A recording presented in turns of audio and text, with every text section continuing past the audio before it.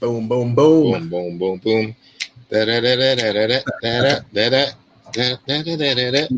da da. Reminisce. No copyright infringement until we get that P-Rock, sample clearance. Yeah, man, but that's what's up, man. Reminisce Show every Tuesday, man, carrying the traditions of St. Kofa, man. Sometimes we got to connect what we've forgotten, so it's a blessing that we're able to create this space and to bring value and to, connect the motherland, hip hop, and everything that we do, man. It's just beautiful how we're able to keep that energy going and flowing.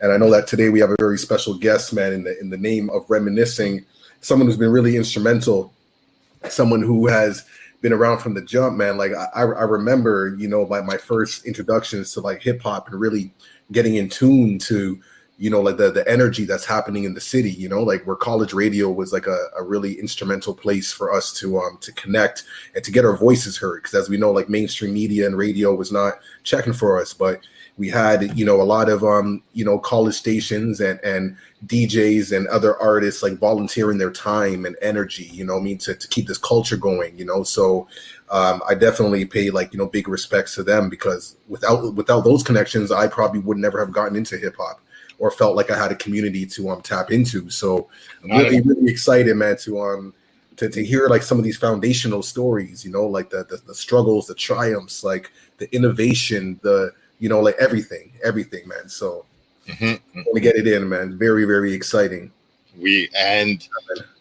Officially, if y'all don't know who he is, his name is Adrien King, the one and only DJX of the almighty Powermove Show. Come on, man. Toronto's classic, legendary Saturday afternoon religion.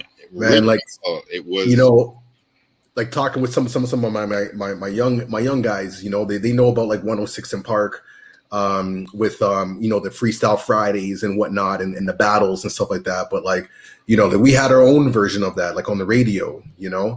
I remember back in the day, people had to call in on a payphone, to freestyle and rap and whatnot. Yo, Frankie Payne called in from jail one time, and was on Eat the Beat. There's going to be so many stories to tell, and not all of them are going to get in there, but shout out to Frankie Payne. Going to throw that in there. No, right? We definitely have to, man. But yeah, that shit is real. Those are the classic stories that I'm talking about, and the stories that we need to hear, the stories that we need to circulate, and knowing the foundation. It's so important. Especially with today's technology, things are so different, and these stories got to get out, and we're here to preserve it and honor them, man. So this is exciting, man. But before while we wait for Exit to plug in, how are you doing though? I'm good, I'm good. Life is good. I got a new webcam today. I got some new headphones today. Just doing simple little things. The week has been all right, ups and downs. I went to the beach a couple times. It's nice out at Hanlon's Point, and life's been all right. Can't complain. How about you? How are you? That's right, man. Feeling blessed. The weather is doing what it's supposed to be doing. Schools and all these workshops that I have on the go are kind of slowing down right now. So that means just more time for relaxing. So I definitely want to be hanging out at the beach, being outside. And right now I'm just getting ready to release my digital book, so which is a poetry book, so that's going to come out on Father's Day, this Sunday.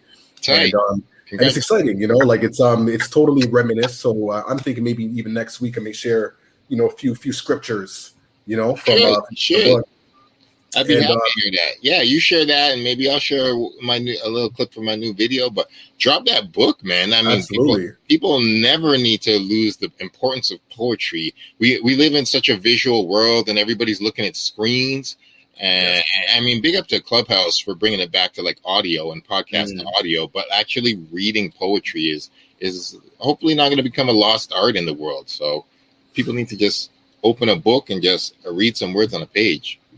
Yeah, no, absolutely. And that's one thing I realized, because a lot of the poems that I'm working with are extracted from songs, and hearing word, lyrics over instrumentals, and a lot of way how I would rap would be really fast. So a lot of times words may go over your head or certain concepts, whatever, but there's something when you just take away all the layers and you just have the words by themselves. And then like as I'm like reading them to myself, like slowly, it's actually just like a totally like different experience, you know, and it's really bringing me back to like certain moments, and that's like, you know, the essence and of my foundation. So I'm happy to like, you know, share that. And it's kind of like one of those things where it's like, you know, kind of like releasing like chapters of my life, you know what I mean? Like I'm closing that book and now I'm ready to receive like the new energy kind of deal. So that's what it is, you know what I mean? So I'm excited for that, man. Yeah, absolutely. Word up to that, yo. But check this out, man. Well, with no further ado, when we have our special guests like waiting in our virtual green room. Oh, yes. I'm gonna plug them in, man. This is exciting. I can't wait to hear stories. We got questions, man. We need some answers, man. Like, oh man, we gonna get into it, man. Yes, yes. What's going on, man? What's going on? My dude, yo, living it, yo. So happy to have you, DJ. So glad to be here, man. Thanks a lot for having me. No problem, man. I mean, this is all about, I mean, we're doing Black culture in Canada, but I mean, primarily this is a hip hop show, and to have you is everything. Oh, man. Oh, yo, man. come thank on. You, humbling, man. It's humbling. Thank you. I mean, we want to, you know, I just want to be easygoing, talk about some old memories, talk about how you feel nowadays and stuff, because you know, we still doing our thing. You're still doing your thing. You know, we all got a little gray hairs and stuff, but it don't. A little. Oh yeah.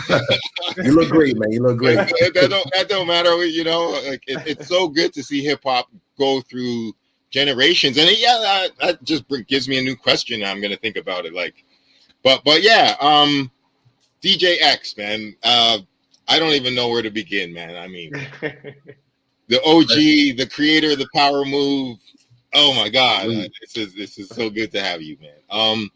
Logic, is there anything you want to start with? Because I got a few questions here, but you want to? I mean, there's so much, but I think that comes a little later. I mean, maybe we can just start from the beginning. You know what I mean? Like the origin of like the Powermove show and how that came about, and some of the original concepts and ideas. Wow. So in some ways it kind of happened by accident, but not really. You know what I mean? Okay. So, I mean, I lived in Bermuda for like 6 years from age 6 or 7 years from like age 13 or 14. And I moved back to Toronto, and it was like somebody just dropped me in the middle of like the breakdance era. You know what I mean? So this would have been like mid 80s. And so that really hit me kind of hard, right? And just seeing all the culture that, you know, was around me, and, you know, going to school and seeing what all the kids were into and stuff like that, it was like I had to kind of find my place in all of that, you know, and find where I was comfortable. So, you know, I tried dancing, I tried all the different things, but, you know, I was kind of drawn to the DJ thing. And so I went out for lunch with my mother one day, and her friend joined her, and her friend's son came and kind of joined us later in the lunch. And he was a record collector, and he'd just come from, I believe it was either Carnival Records or J Records, J's. And he had bought It's Yours by Tila Rock. And he came to the lunch, and I met him, and he was like, yeah, this is what I'm into and stuff like that. He's like, check out this record. And he gave it to me. And that was kind of like what sparked the fire. You know what I mean? Wow. It's like, I took that home and I listened to it, and I was like, oh shit. And from there, I just started buying, like getting records and stuff like that. And then, you know, at that point I would have been just kind of putting records on my parents' like stereo and like listening. But then like there was a stereo downstairs and there was a stereo upstairs. So then I would have taken the turntables from both of those and like hooked it into one, you know, probably without a mixer. And then like I'd be like messing around with stuff, like trying to pretend to DJ and stuff. And then I got a mixer. And so long story short, I just started to progress with DJing, and it kind of took over my life to the point where I was practicing like 8-10 hours a day, like pretty much, you know, every chance I got, you know. And so when you do something like that, you become great. And that's what happened. And your passion. Next thing, yeah, there's the passion took over, and like, you know, next thing you know, I was like competing in competitions and stuff like that, and I was getting known in the city, and Mastermind asked me to be on his show to DJ for him because he was a host but wasn't really a great DJ. And so I had the reputation, and so I went and did the show with him, and then him and I like kind of kicked off. Like we have like an interesting dynamic between us. You know what I mean? Yeah. We still do. Like I could tell you stories about working at Flow recently, and we clash a lot, but we're the best of friends and always have been. But so when I was on the Jam Factor with Mastermind at CHRY, we started to kick off, and he was like, I don't want to do this show with you anymore. And in the background of all that, I had, in a roundabout way, through a family friend, met Ron Nelson, who had the Fantastic Voyage program, which was actually the biggest show like in the country for hip hop. And it was the show that really brought hip hop to the city, probably the country too. Yep. And so I'd made friends with Ron, and I like called him because I was really upset because Paul was like, again, Mastermind was like, I don't want to do the show with you anymore. And so I called him really upset, and he was like, well, fuck that shit. Come and do my show with me. You know what I mean? And I was like, whoa. So I literally went from like being on, Mastermind show at CHRY, which was a dope show, don't get me wrong. But literally the next week I was on the #1 show, like in the city, in the country. And then my passion just it was like I just overtook everything. Like, if you ask Ron, he'll be like, he just pushed me out. Like he just he just kind of went nuts and overtook me, and and that's kind of what I did. Like I was so aggressive about like hip hop and my craft and everything that like I feel like Ron maybe felt like he just had to make way for what was about to happen, and so that's what he did. That's how the Powermove was born. Who came up with the name? Who came up with the name, the Powermove? If I could ask. Ron. Okay. So to give you a little bit of history, Ron named the show the Powermove. Ron was really into Public Enemy, and he's like, you should call it the Powermove. I was like, yeah, that's cool. So we did that. He came up with the name DJX in a very interesting way. So my name used to be DJ Ecstasy, and right, he was right. Yeah. He was somewhat homophobic, and he didn't want to call me the Ecstasy on the air. Right. I don't know how he drew the connection there, but he's like, I'm going to shorten it. I'm going to call you DJX. And so that's what he went on the radio with that, and that just stuck. And he also named Mastermind as well, because he was in a radio war with Mastermind at one point, and Paul was like, Mastermind's like a brainiac, like super like technical. Not even technical. He knows like hip hop trivia. Like he knew everything about hip hop back then. So Ron called him Mastermind, and so he named like all that shit. The show, me, Mastermind, and so that's how the show was born. And I didn't even really want to do the show like that. Like I was a DJ. I didn't want to talk. I didn't want to be a host. I wanted nothing to do with it really. Mm-hmm. I'm actually kind of shy sometimes in the beginning. And so the first day I did the show, I was scared stiff to talk on the radio. I don't think I talked for the first 2 hours, and the show was 3 hours long. And then I finally cracked the mic and talked, but like it took me a while to get comfortable with that, and yeah, so after that, man, it was just the passion took over, and I just, did everything I could to get my hands on the music and bring that to the people, and just tried to provide the culture, and just like in every way that I possibly could. Which you did, brother. You really did. Yeah. It was, as I was saying before, I don't know if you heard, but you had a religious time spent, like the airwaves were sacred from 1 to 4 on a Saturday in Toronto. Yes. And if you were somewhere and you're listening and then it cut out, it was the most infuriating when a song got cut off, or like you're trying to get there, you're trying to hear your homeboys freestyling, or trying to call in to win something that you guys were giving away. Like what you provided is like priceless. And I just got to say it again, just because it's a different time. And You know, like what's crazy is that I people tell me this all the time, but for me, I had a whole different experience. So it's when you're the one in the middle of it, like creating something or providing something for somebody, like you have a total different experience than the audience. So I never really got to experience like what people experience with the Powermove. So sometimes people are talking to me and I'm just like, I don't get it. You know what I mean? 'Cause I had a whole other experience. But the thing I can tell you is that I was a fan of that show before I was on it. You know what I mean? So when Ron Nelson was on the show, I was the guy connecting coat hangers to the antenna so I could get it because I lived like far away and like shit like that. You know what I mean? Right.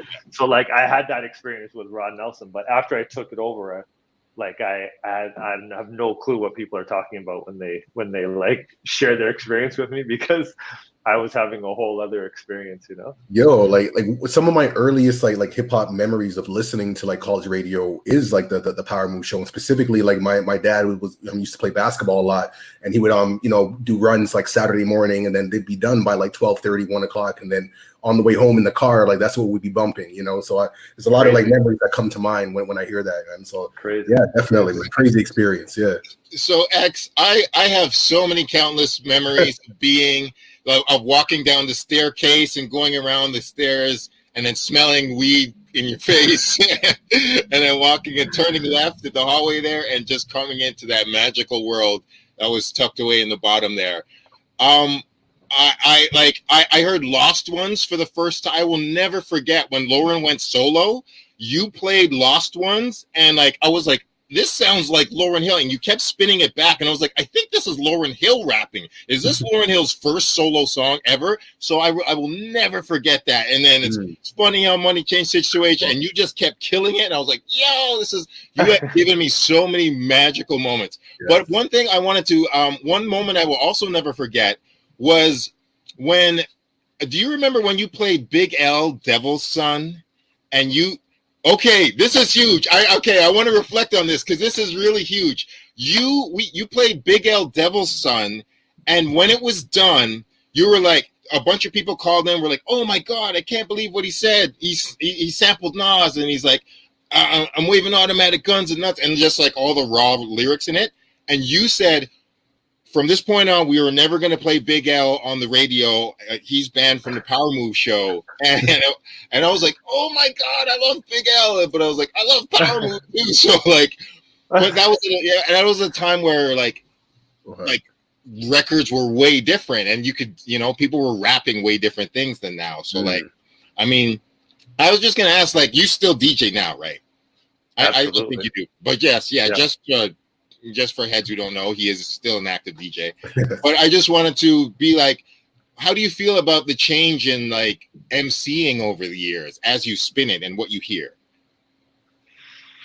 That's an interesting question. I have a lot of opinions about it, but most of all, I like some of the stuff I hear and I support some of the stuff I hear. And the reason is because when I was coming up, when I was like a teenager and I was young and I was into hip hop, a lot of the older heads were like, yo, this is garbage.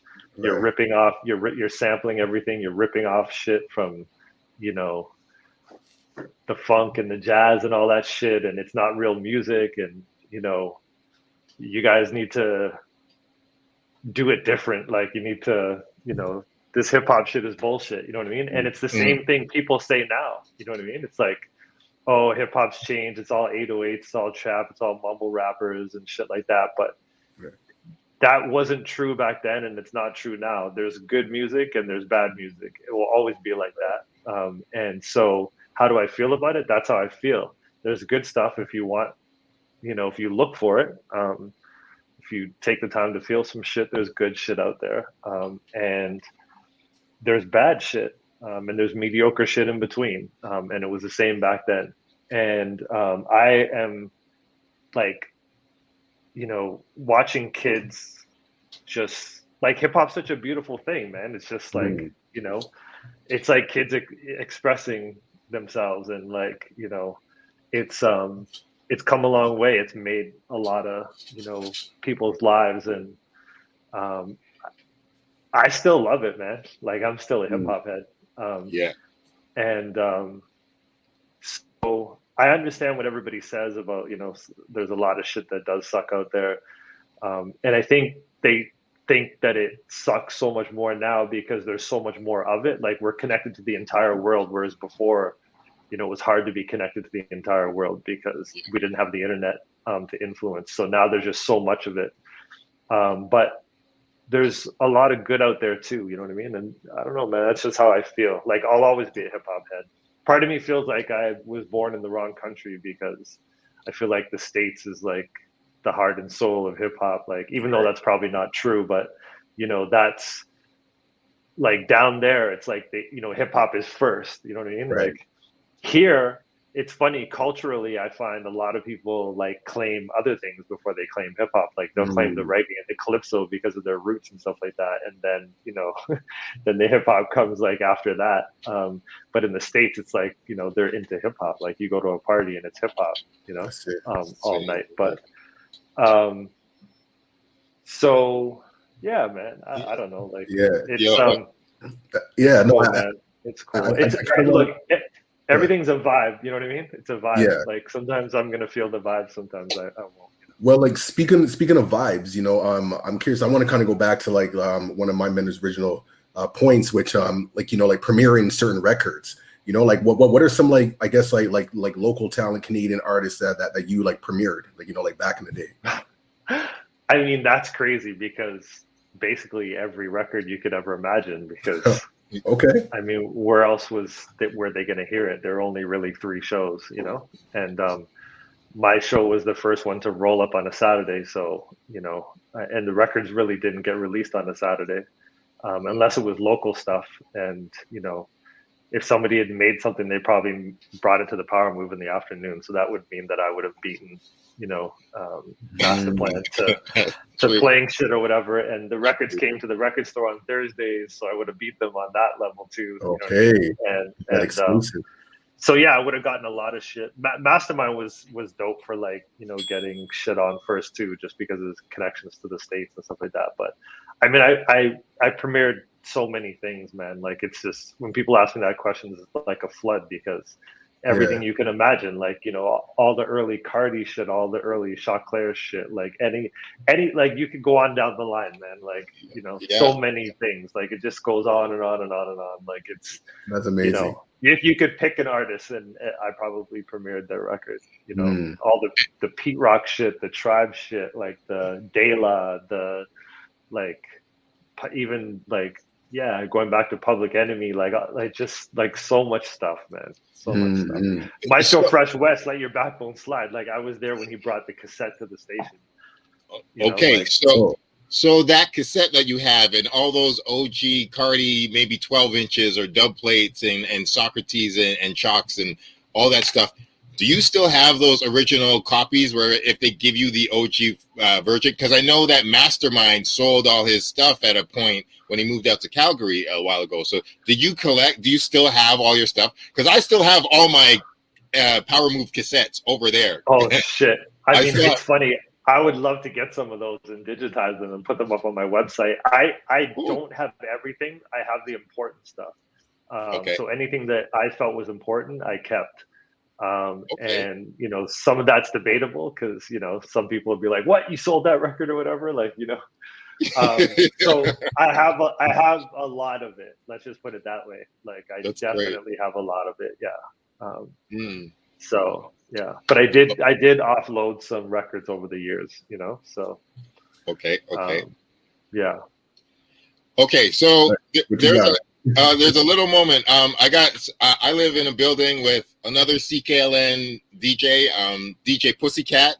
I got a shout out to you for Augie says hi. Dope. Yeah, Augie says hi. And ironically, we had her on the show a couple months ago because she was one of the few people that was actually at the Biggie Small show when he performed at Young and Gerard. And were you not the DJ at that show? I was. I remember that night like it was yesterday. Come on. We had a huge episode about it. We had some people talking about it, right? And like, so can you? What was it like? We had that footage is like a scrum. It's like a mosh pit, and how intense. Oh, I think the video froze. X. No, come back. Oh, we need you, X. We'll get him, man. Like, because this is very important. We got to get this, man. Yes. Sorry. Okay, I think we're back. Sorry. Yeah. It's all good. That's all. So, we're back. what was that like? Yeah, I remember that night like it was yesterday. It was crazy. First of all, it was very strange because it was in a food court, in a mall, underneath some stores on Yonge Street. So, yeah, picture like, you know, Platey used to be right on Yonge Street. Picture like going down some stairs and now you're in like this mall that's underneath Platey Record and like, yeah, that's where the show was. You know what I mean? So it wasn't there. It was further north, but like I remember it was there. And the stage, like even if they had a stage that night, was very low to the ground. I don't even. They might not have even had a stage.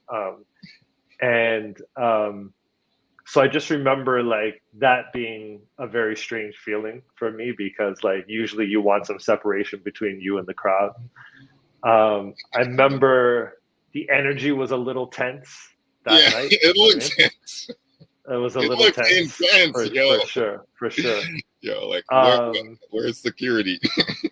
Yeah, but it just, I don't know, man. Like it happened. Like everything seemed to go off. Like, you know, sometimes back in those days when you get to these like real strange events and like the artist wouldn't show up and like, you know, it'd be in these strange places and you'd be like, yeah, this isn't going to happen. But it did happen that night.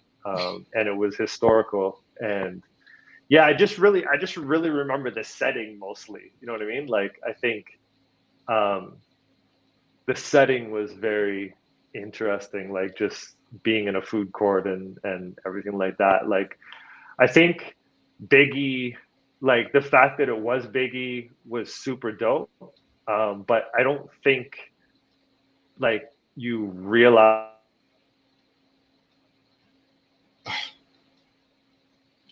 No. Come on, computer. Okay, man. I have faith, man. We're gonna come back, man. Well, in the meantime, we'll play a little bit of this, get some sound here.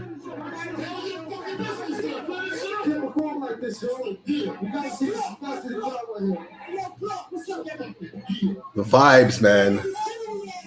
So hype.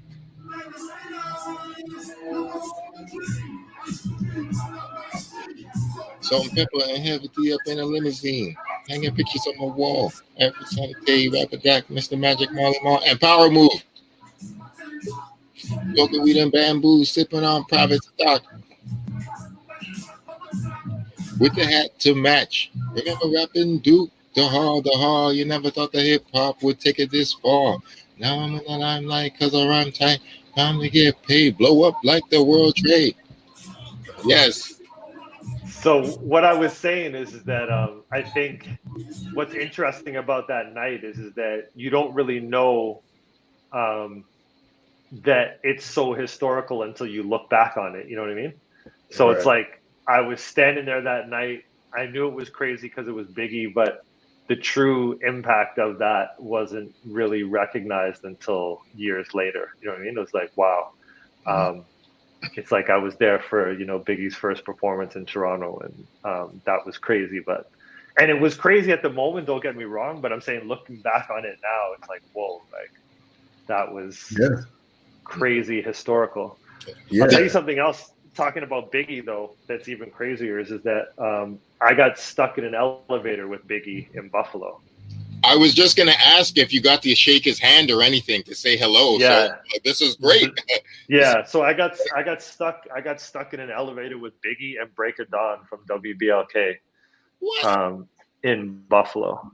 Stuck in an elevator. So there was a show, this massive show in Rochester, New York, I believe, and somehow, or maybe it was Buffalo. I feel like it was one of the two. Anyways, I went down there, and after the show, we found out where their hotel was. So like we went over there to the hotel. I think Thrust was with me too, and probably some other people. But we went to the hotel, and we were like running around looking for their rooms, and I like just jumped on the elevator, and boom, I was like, it was Biggie and Break of Dawn in this elevator, and like we started to like move, and the elevator just stopped, and now we're like standing there, and I'll never forget, like Biggie was like, you know, like breathing, like he was like, how are we gonna get out of here? Like, and again, like I'm a little bit shy, so I was just like standing there. You know what I mean? Like I was just standing there looking at these two. I don't even think I could say anything at the time, man. I didn't really say much. And then, like, you know, maybe a few minutes later, the elevator started moving, and we got off at the next floor, and that was that. And just we ran around the hotel room for the rest of the night and shit, or the hotel for the rest of the night. But yeah, very crazy. Yo, that's legendary, man. That's crazy. You know? What's scary about that? I'll tell you guys what's super scary about that is that Biggie's dead, and so is Break of Dawn. So Break of Dawn died having a baby. Ooh, wow. Crazy. Wow. Yeah. Rest in peace. Yeah. Rest in peace. Wow. Yeah. Wow. Yeah. Wow. Their memory's alive right here, yo. Damn, that's wild. That's absolutely. Thanks for sharing that story. That's amazing. Because I know like BLK was pretty much like the other station that we would get, you know, in terms of like R&B and whatnot. And I remember having the antenna, angled in a certain way just to get that signal, you know. So definitely. Absolutely. Yeah. So yo, man, I mean, I don't know if this is too basic of a question, but it's just something that I want some listeners to know if they don't know. I always say, you know, it's so good to see hip hop. It's the biggest music genre on the planet. It actually overtook rock and roll. I remember in 1991 reading an article that's like, oh, hip hop's just a 1-year fad. It'll be gone. And I was like, no way. I'm going to be doing this till I'm 65. I swear to God, if it's just me and 10 people. So like we're at that level now. But as you said, like with it being so accessible, there's, you know, a lot of more mediocre and crappy rap, but whatever. It's just the price to pay of expansion. So taking it back to the college radio days, because it's really hard to really impress upon people how special college radio was. But at the same time, it was only on, there was like 5 shows a week, 6 shows a week, and they were only on for a couple hours. So could you just maybe say like a good thing and a bad thing about being in the college radio days, and then how it was like when you got out of the college radio days, like things that you missed and then things that you don't miss, kind of? Well, the good things was just like the freedom, right? And having it, like, you know, it was one of the only outlets. So I guess we were lucky to have that, you know, because a lot of media outlets were shunning hip hop back then. So we were lucky to have it. I was lucky to be the one serving it. And that's probably the most important thing, you know, for the people and for myself. The bad thing is that there wasn't a lot of structure. So I was really, you know, accessible, and receiving a lot of negative energy at times. Like people would just come down there and, you know, want to put their negative energy on me. So it was scary at times. You know what I mean? I'm surprised I'm still alive. To be quite honest with you. Is there a way can you like expand on that? Like, I mean, man, like, you know, like, I mean, it is what it is. Like, you know, people would come down, roll in 20 deep, talking about like, yo, you better play my record, or we're gonna mash you up. No. You know what I mean?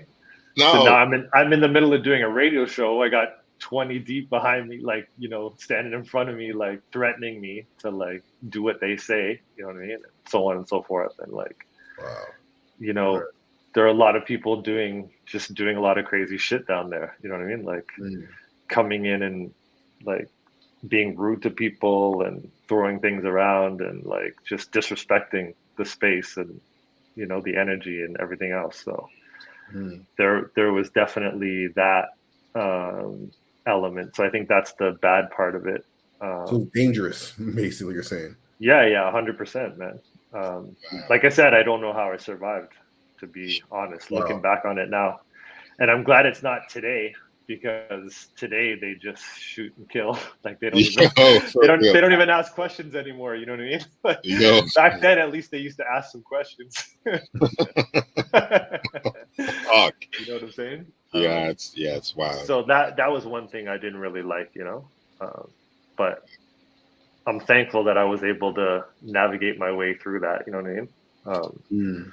And a lot of those gangsters that used to roll like that, like they're actually cool. Like when you start to talk to them, like they'll come at you like super aggressive, and like you think you're gonna die, and then by the end of it, like maybe they're laughing because they're just real people, man. They just wanna be heard. They want an outlet, But the thing is with music, it's like I tried my best to put everything out there to let everybody hear as much as I possibly could, but sometimes, man, sometimes people would just bring some stuff and it just wasn't up to par, man. It was just a mess, you know what I mean? And it just like, you got to make some decisions. There's got to be some integrity to what you put on the air and so on and so forth, right?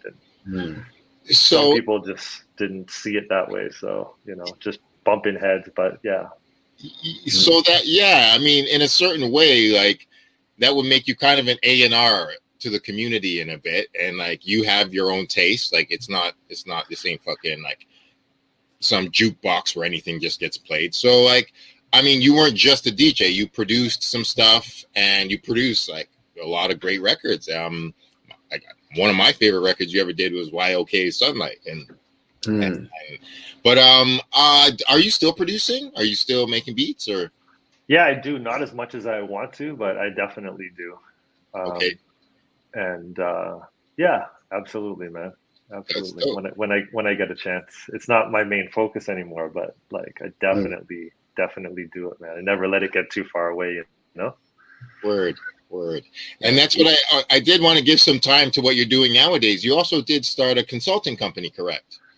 Yeah, I mean, it's a digital marketing business. Cool. How did you get into that? Well, that's an interesting story too. So I went from, doing CKL and the Powermove, then I went to Flow, then I went to KISS. And when I was at KISS, they flipped and turned into Jack FM. And I lost my job there. And I was super pissed. And I told myself that I would never DJ again. I was really annoyed. And so I decided I was going to create a backup plan and start a business so that I could kind of, own my own domain, so to speak, and have no one to answer to. And so I started a business that was it was a flip on the music management model. So normally a manager gets with an artist and they help develop that artist and manage their careers, and then they get 20% or 10% or 15% or whatever they negotiate. And so if that artist is successful or makes some money, they take their cut and so on and so forth. So my flip on that model was that instead of me getting a percentage, you would pay me a retainer to do those same things for you, to help you develop and connect you with people. Because, I had over a decade of music business experience. I had every connection you could ever hope to have. So I could connect artists with record labels or studios or producers or other artists, whatever it was. So, I was like, you know what, pay me and I'll do all these things for you instead of waiting for you to become successful and make money. Because it's really hard as a manager to make money off an artist, because most artists don't make any money. And even if you make let's say an artist makes $250,000, and the management makes 10% or whatever, it's like $25,000. Who's going to survive off of that? It's not a lot, so it's very hard to make money as a manager. So I basically flipped it and said, you pay me and this is what I'll do.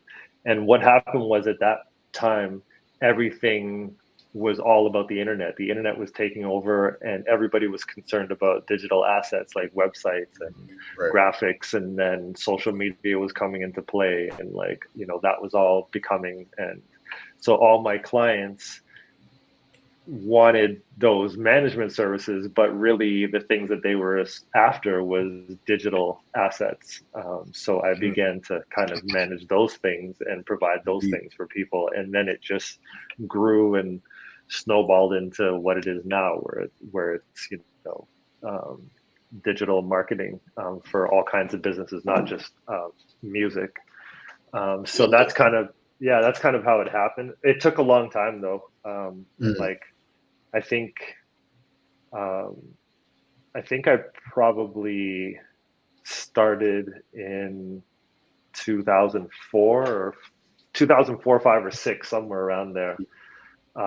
And yeah, it took a long time to kind of morph into what it was. And for me to even grow a client base and to be able to learn those skills. I mean, I was a DJ my whole life before that. Like, I was in music. I had no idea about marketing, and like, you know, nobody had any idea about any of the digital stuff like the internet, and it was all new. Like, nobody knew what was going on really. We were all finding our way in it. So it took me a while for me to figure that out, and to how to apply that to people, and how to, I guess, expand and grow from my music connections into like other industries where I actually ended up finding my growth, you know. So it's interesting, because you would think because I was so connected to the music industry, that's where my growth would have come from, but that's not what happened. Welcome to being an artist in Toronto, right? Like, that's really what it is. And but like, to me, like, it's so hip hop. You know, like that's what hip hop is. Like, we got to evolve. We got to, you know, one door closes, we figure out a way to keep it moving. You know, so that's exactly what it is. Absolutely. Well, yeah, I sometimes to go easier said than done, but yeah. Well, yeah, for the most part. I mean, we got to make it happen. You know, that's just what it is. We got to make it happen. But I want to go back to, like, you know. Oh, go ahead. Oh no, I was just gonna say, I think this is like one of the mistakes that we've all made in hip hop in this city, is just being better business people. And like really following through with that. Like, I think that's a huge mistake. Like, the Americans got that shit down pat, you know what I mean? And we struggled with it, and we never really, like, people did a lot of things, you know, like record companies and management companies and, you know, concert dance promotions, like all of these things, but not a lot of people really followed through with it and stuck it out to see it through to being successful. You know what I mean? So we just don't have the level of success over here that they do in the States.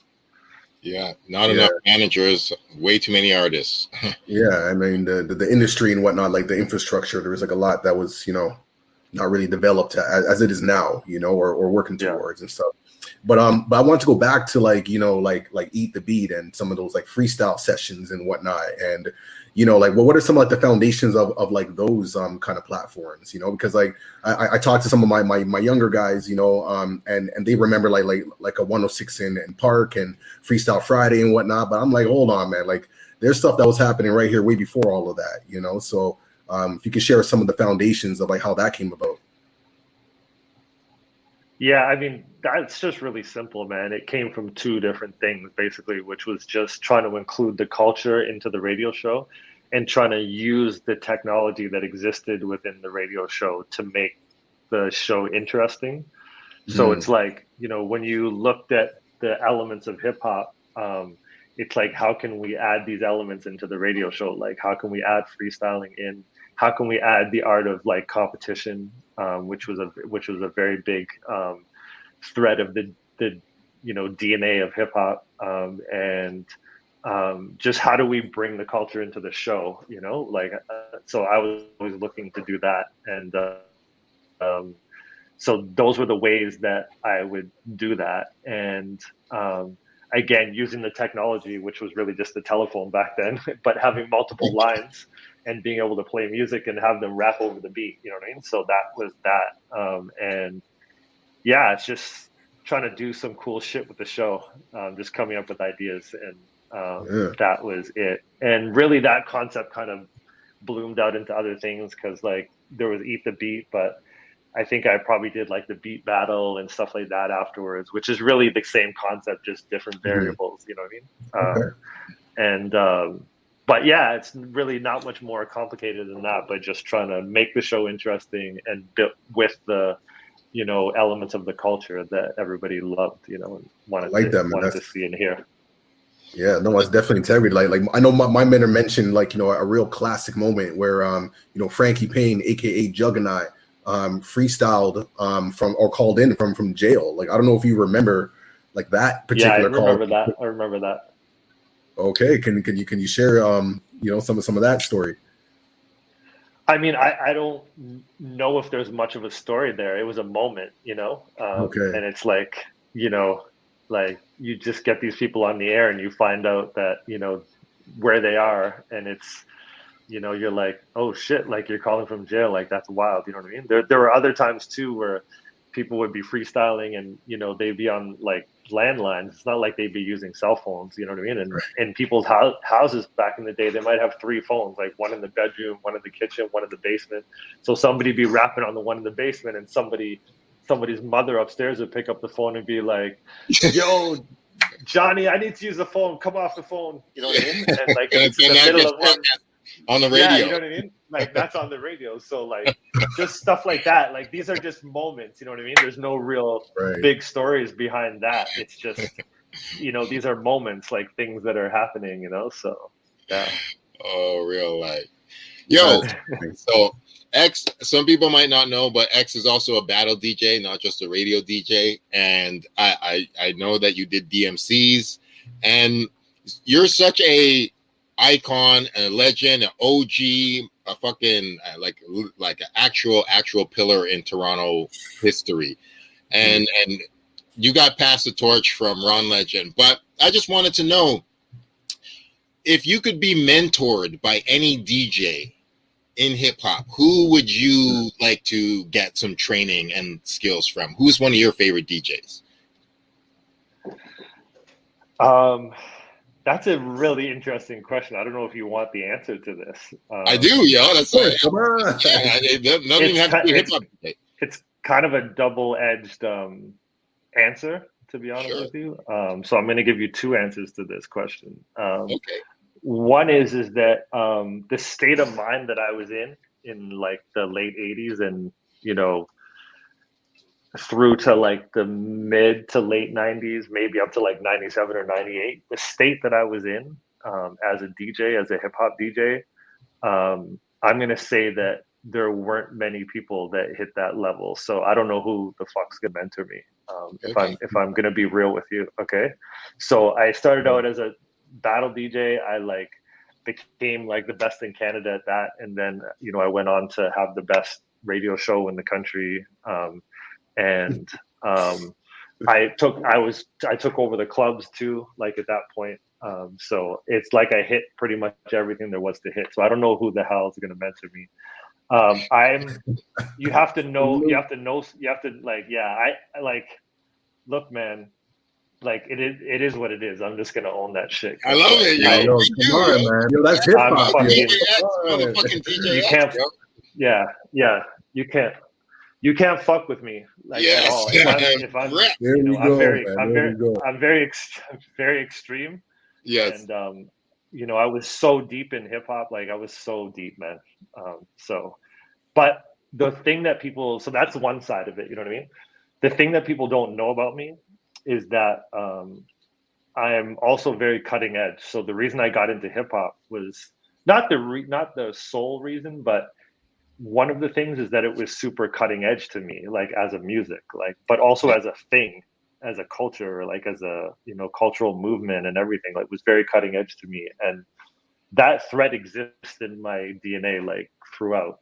So I like things that are futuristic and like, you know, forward thinking and like, all that. And so the DJ, like, a DJ that I really like, who's actually my friend, you know, I haven't really had them mentor me, but like if I was gonna be mentored now, I would probably want it to be Scratch Bastard.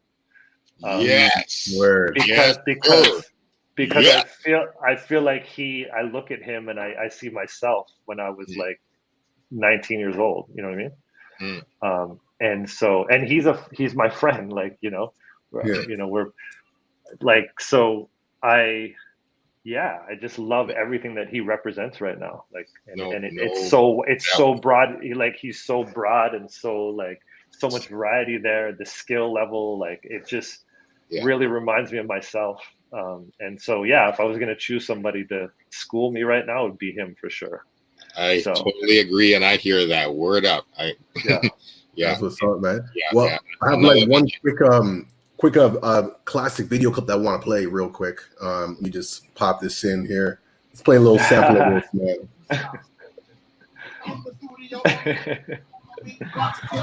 Oh goddamn, do I wait to flip the script? Just be the link with the thrust, baby thrust. Here we go. Check it out. Check it out. New coming from the brook. You get the sharp hook if you dare to look.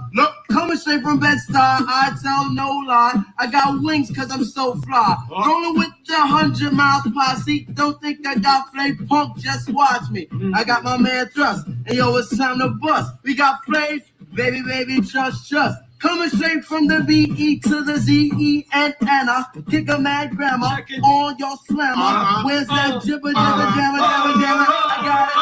got it. Savor, give you more than savor. You know we got the plays F-L-A-V-O-R. Flavor is how it's spelled. We step up in the stage and they all screaming, yeah, baby girls coming straight after. Come for the rapture, net here to catch ya. I'm gonna get ya quick with the quickness. Roll with the posse and we roll with crazy thickness. So where's Gary? It gets kind of scary if you roll up on the crew. It could get hairy. Then be easy, saying peace. Time to release. Come with the next thing. All right, man. Every time I see that's like super, super classic, man. Take us back to that moment, yo. Okay, I'm gonna make you laugh. So if I take you back to that moment, there's again, like in the beginning of this, I told you that doing that show is a whole different experience for me. It's different than what you guys are seeing. And by the way, people send me that clip like once a week. I think like I get sent that clip, which is great. But so what's happening in that moment for me is that I'm actually done the radio show, and if you look in the background, there's a woman, I forget, I think her name's Amita, and she used to do Masala Mix. Masala Mix. Yeah. So in that moment, I'm thinking to myself, fuck, man, I'm bleeding into her show right now. It's after 4:00. Yes. And these guys are rapping. They're probably going to go on forever. So I'm taking up her show, right? And like, I need to get off the radio right now. So that's why I say it's like a whole different thing for me. You know what I mean? Plus, I think it was fundraising that day, and like fundraising shows were very exhausting, and like, so I was probably like saying like, you know what, this has got to be over, man. I got to get out of here. You know what I mean? Because when you had a radio show back then, it was like, I don't even know how to compare it, but like, you wouldn't want anybody bleeding into your time. Let's just put it that way. Like, if you had 3 hours, you wanted every last minute of those 3 hours. You know what I mean? So I was feeling guilty that like, you can see her. She's standing behind there. She's like she's putting records on the turntable and everything. I'm like, yo, she's ready to go. Nah, man, these guys are looking super comfortable, man. Like they ain't going nowhere. So if I'm honest, that's what was going through my head at that moment. It was cool to have Mos Def there, but from my perspective, like these cats were always around me, man. Like it wasn't anything. Like it was just usual shit. You know what I mean? Thrust was my boy. Like we did it.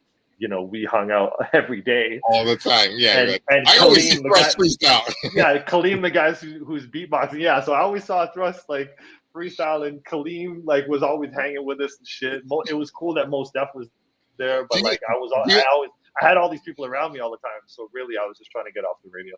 I love it. Do you remember why Mos Def was in town? Like it seemed like it was before he was an actor, so it wasn't like a movie time. And I think he shouted out the Bush Babies. So yeah, I don't know, man. That's a good question. But these people were always around back then, you know what I mean? Yeah, and it's just like, yo, like even Most Def knows, the fucking spot to be on Saturday is Powermove. Like, 100 Miles crew too, you know. He's in it. Yep, absolutely. 100 Miles was crazy back then. Like Gary. Yeah, talk about that, yo. He's iconic, man. Well, I mean, you know, he was one of the only people trying to push the clothing, like, you know, and he was doing it in a serious way. I just got to plug my computer in, but he was like, he was trying to push, you know, he was trying to be like Rockaware or like Sean John or like, you know, Carl Kanai, cross colors. Or you know, Two Black Guys, or like, you know, if you want to get real, you know, like, he was trying to do it. He was one of those people, and you know, he had his angle, and he was good at it. He had a good run. He's iconic. He deserves like just as much credit as the artist, and again, because that's kind of part of the culture too, right? Like the fashion aspect of it, right? 100%. And like he killed it, man. Like he's like slept on. Like I feel like people don't even look at that. You know what I mean? Like, but he was dope, man. He was dope. Yeah. No, absolutely. Like he had Biggie and Tupac wearing his clothing. Yeah, you know? and Mary J. Blige. Mary J. Right.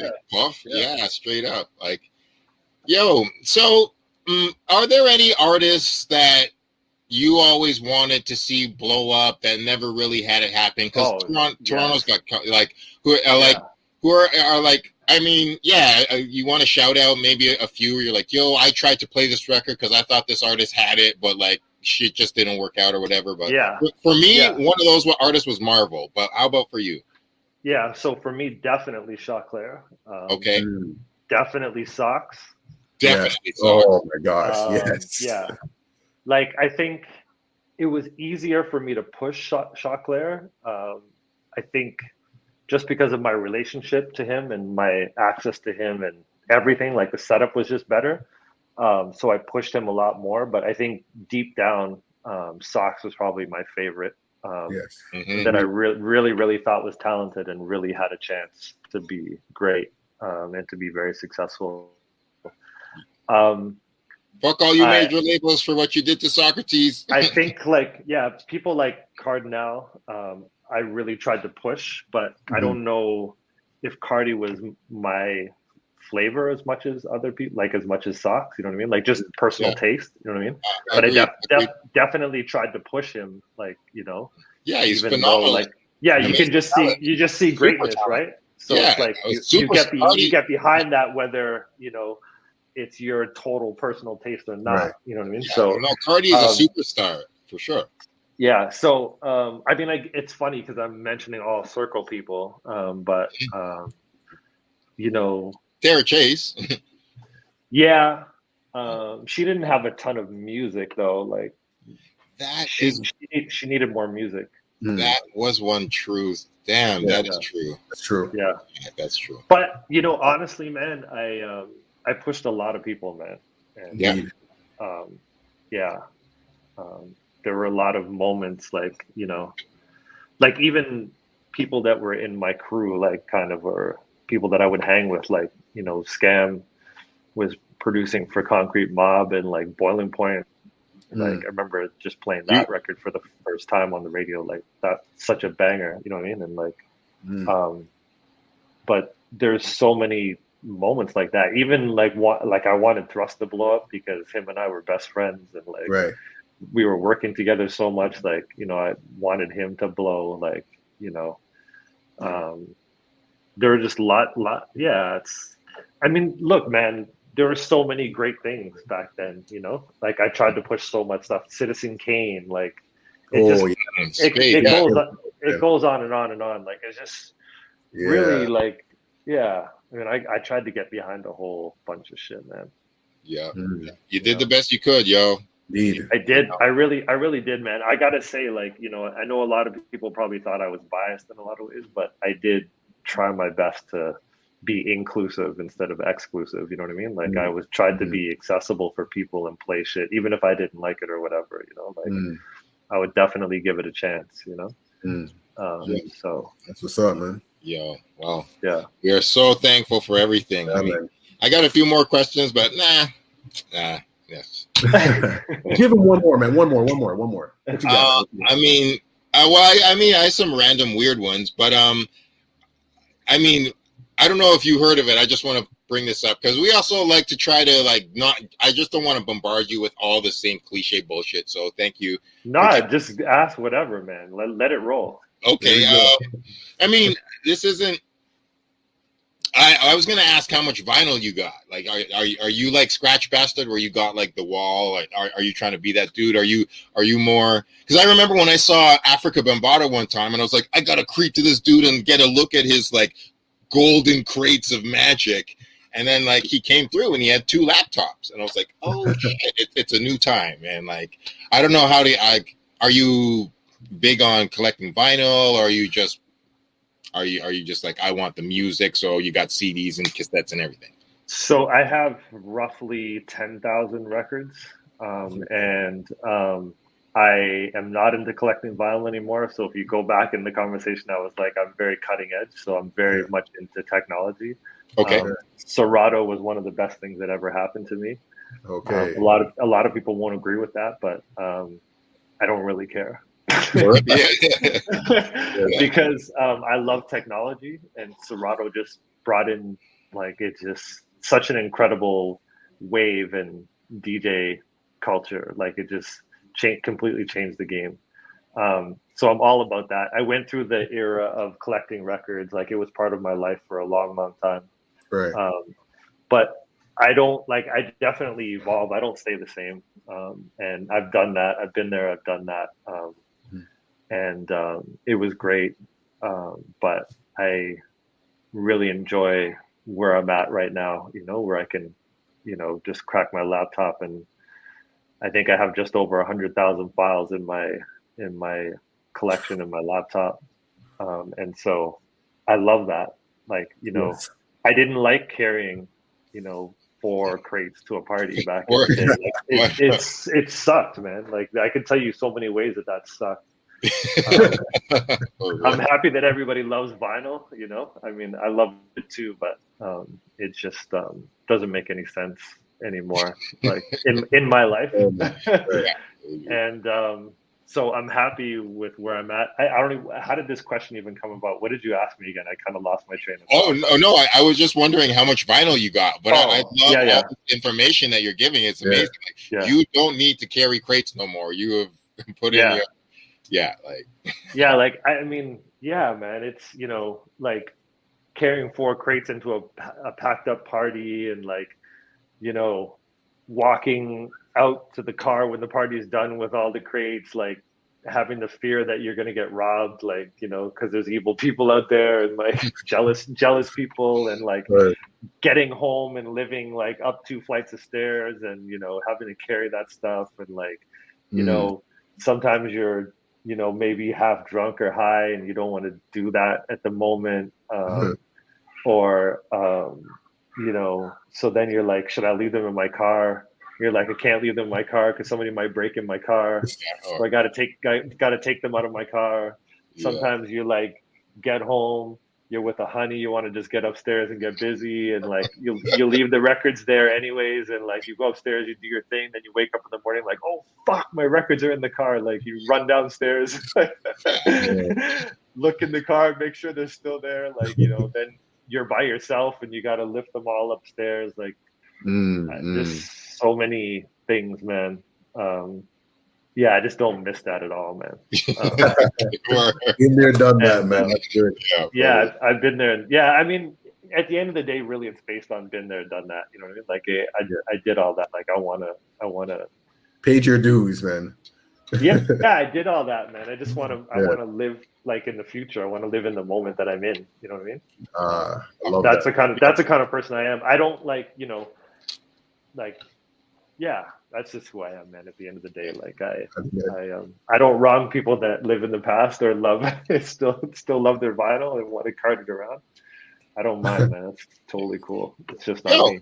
Okay. So to put a cherry on it, you don't have to make it big. And like, just to do a little bit about the pandemic, because I did want to talk about the fucking age that we're in now, but we ain't gonna talk about the actual pandemic. I had a question here, and like you already said, Scratch Bastard, but I was gonna ask, maybe if not him, what was the best pandemic DJ show or entertainment show that you watched, if you were watching any of the DJs during the last year? Well, I watched a lot of them. Mm-hmm. And wow. Yeah. Or a couple. It depends how you look at it, because it could be a couple, but yeah.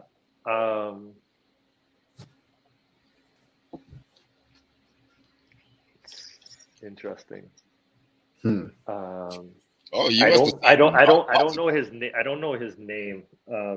This is crazy that I can't remember his name, but there's a Japanese guy that plays on 45s all the time. Okay. I forget his name. Fuck. Instagram, Twitch, what? Yeah, I think he plays on Instagram a lot. I've never seen him on Twitch, but okay. I always get clips sent to me of him, which I love him. I do love Scratch Bastard. I'm going to bring that up again. Yeah, man. I listened to him like last 2 weeks ago or something, his Tuesday coffee shit, and I was just like, dude, you're so dope, like, you know. But there's so many things I can tell you about this, but like, because there's different DJs doing different things. So like, do you know Z Trip? Yeah, man, Z Trip is sick. I saw him at Elemental one time. Yeah, so I like him. I watched it. I got really into him in the middle of the pandemic somewhere, and I thought he's really dope. He is. He's a live DJ. I like starting from scratch, but I guess like with him, I like more the way he operates than anything. I don't even like, for me, it's not even really about how he DJs. It's just how he's so well-rounded. Like, he's always in the right place at the right time as a DJ, doing the things he's supposed to do. You know what I mean? And he really like took the pandemic seriously, and like, you know, he was on Twitch and he went hard, and you know, he's very conceptual, and like sometimes I watch him and I'm like, you're such a geek, like, you know, you're dressed up like the Love Boat, like you're nuts, you know what I mean? You're playing like yacht rock and shit, but it's like I said, I just love the way he operates. Like, you know, I just have to respect his hustle at the end of the day. So I like him. Jazzy Jeff too, like I really like. I watched him quite a bit. And I heard him do some great sets. DJ Scratch, EPMD. Oh yes. Really got into him during the pandemic. And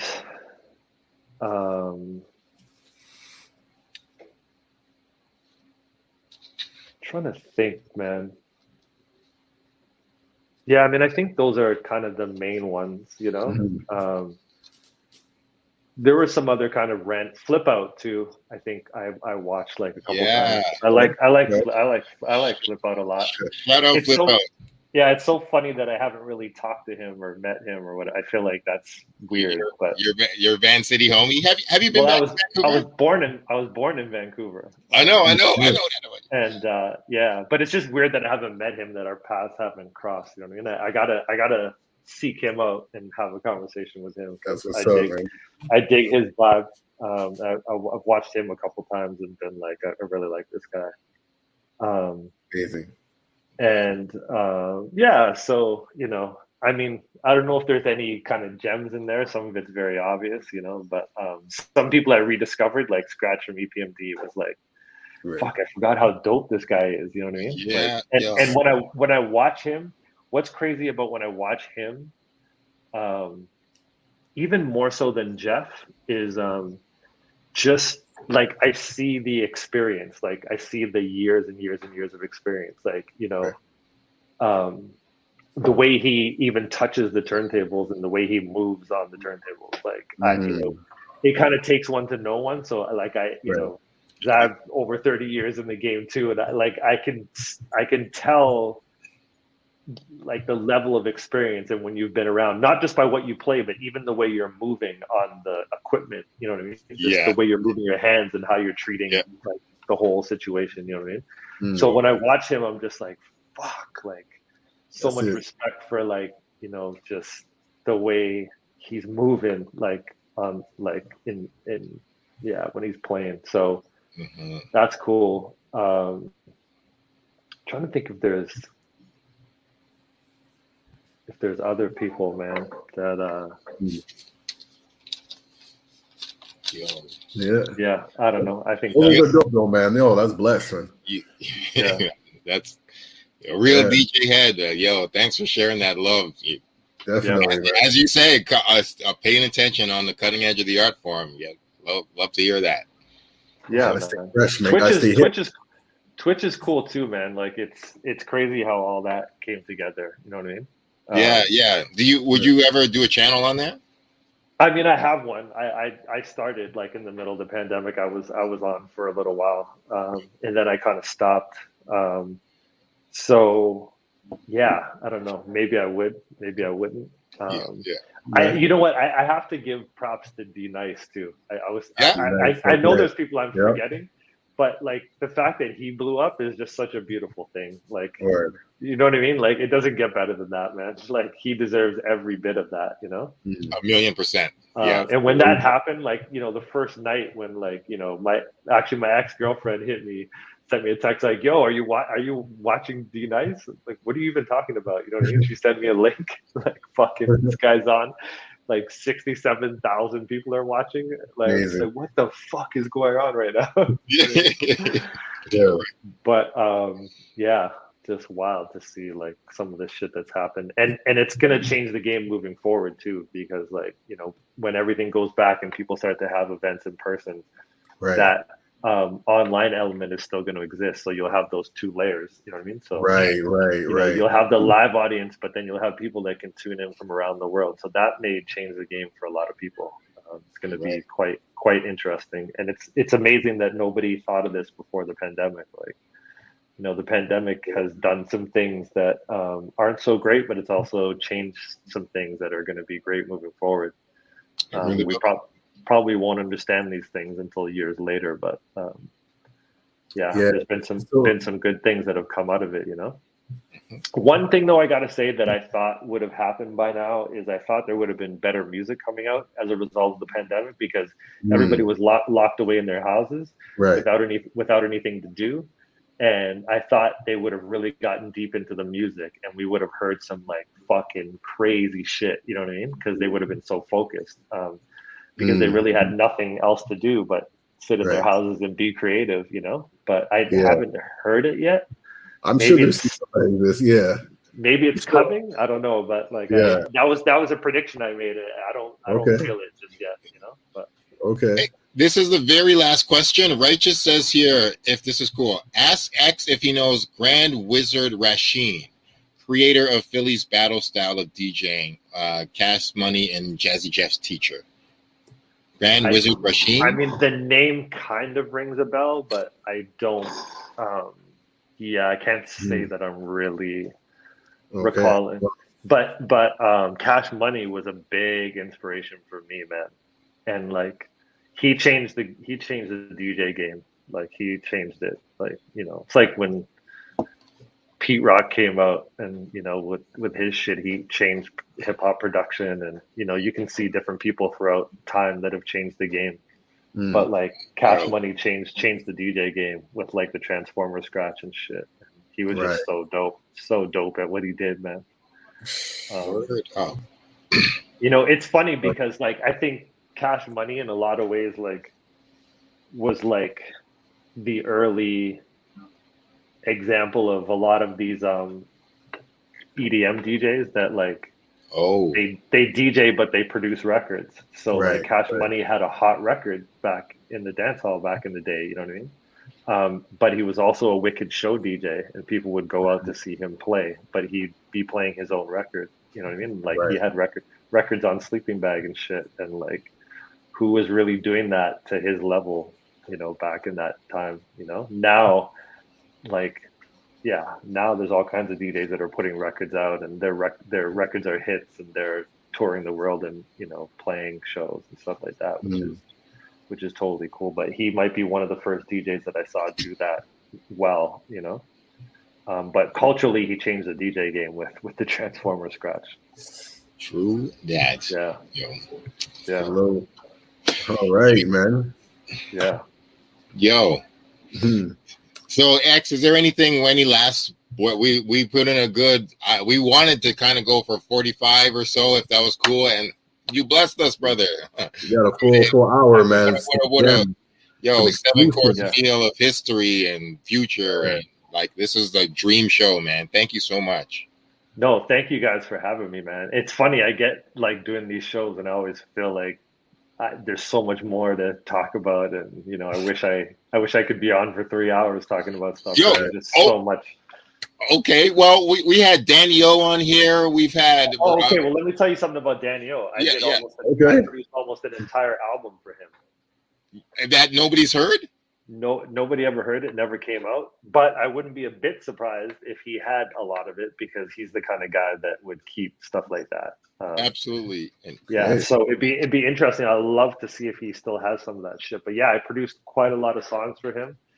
They never came out. I don't even know why they never came out, but they just didn't. I did quite a lot of songs for MVP too, which was like, you know, like Wild K's crew. But it's funny you should mention Danny O, because I did a lot of songs for him. Well, you know, we had a great show with him, and we're like, dog, this is just the beginning. We just kind of do like an hour. We're not, you know, rich and produced enough to do the whole fucking 3-hour drink cast or drink champs business. But yo, we'd love to have you back later on this year when shows are happening, or you know, when maybe we could link up. And if you want to come back, we would love to talk more, because this is just, we know you got 30 years of history, and we got way more stories, but we all got more to share. But yo, I mean, this is just the beginning. If it's cool with you. Anytime, man. Yeah. I mean, you know, man. I'm down for whatever, man. I'm amazing, totally cool to be on and talk anytime, man. Yes. Man, so, that's fantastic. Thank you. And actually, we usually do this little flyer thing. We can show him. We do a flyer just reminiscing on events in Toronto history. I don't know if you were here, X, but there's this flyer from this Z trip. Oh, wow. Yeah. Do you remember this moment? I don't, man. But that's so crazy that you'd pull that out and that I mentioned him earlier. Yeah, exactly. Man, Phoenix at the Phoenix. Yeah, at the Phoenix. Did you just find that? And like, it was just right here beside me. Like, I got a couple flyers, and I was gonna grab. I haven't shown this one yet, because I've seen both Z Trip and Qbert, but I didn't see this actual show. But I do collect flyers. And I don't remember that at all, man. But both such dope DJs, like so crazy. So crazy. So crazy. What's crazy is that Z Trip like kind of wasn't on my radar until last year, which is kind of silly, but whatever. When was that show? Let me see. You know, some shows don't put. It says 10th anniversary of Make It Funky. I don't think they have the year on here. Those don't put. They never put the year on the flyer, man. Yeah. Kind of hard to tell. Moog Audio is still in existence. It's hard to tell with some like crazy. Some of these, I don't know. That's cool, man. But yo, we're definitely going to have you back on again. You know, like we're definitely going to keep, you know, the culture alive and well, and you know, reminisce on these stories, man. The foundations, you know, because a lot of this history gets lost and even forgotten, and it's really important for us. So, you know, thank you for adding on to our archive, you know, our digital archive.